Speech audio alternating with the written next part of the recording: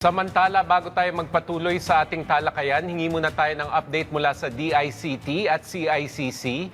Asek Aboy, ano po yung pinakabago, especially doon po sa tulong natin or assistance natin sa ating mga kababayan na naapektuhan nitong habagat? Alam nyo, ako'y saludo ho sa mga kawani ho ng CICC at DICT. Unang-una ho, lalong-lalo na doon sa aming kalihim, si Secretary A, Secretary Henry Aguda. Noong Monday, kasama ko ho siya, nag-iikot kami.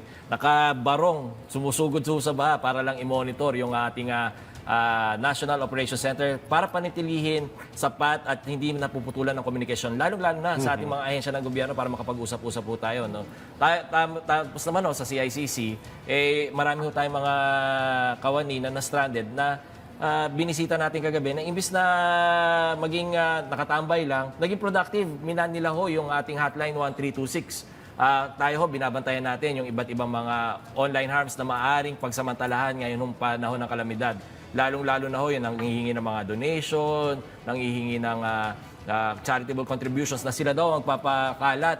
Mag-ingat po tayo dyan. At lalong-lalo na ho, doon sa mga banta ng fake news na mag-spread ng mga widespread fear at saka panic sa ating mga kababayan. Yan, speaking of fake news, kahapon merong kumalat na post na 6 daw na tropical cyclone ang tatama sa Pilipinas. So agad naman na inaksyonan o dinissuade at dinispel yung fake news na yan.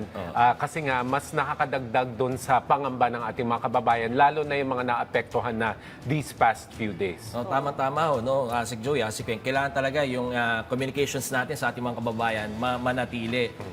Kailangan ma-maintain natin yung calm, ma-maintain natin yung pagiging kalmado ho ng ating mga kababayan. Kaya kami ho, sinisiguro namin sa DICT, hindi ho mapuputulan tayo ng komunikasyon. Lalo-lalo na kailangan natin mga kababayan yung information na yan. Tsaka kasi, di ba, may mga kababayan tayo na kailangan nilang i-update yung kanilang mga kamag-anak na nasa ibang lugar. Ano na nangyayari, so dapat hindi ma-disrupt yung ating connectivity. Yung pamilya ko nga lang na nasa States, mayat-mayat tumatawag.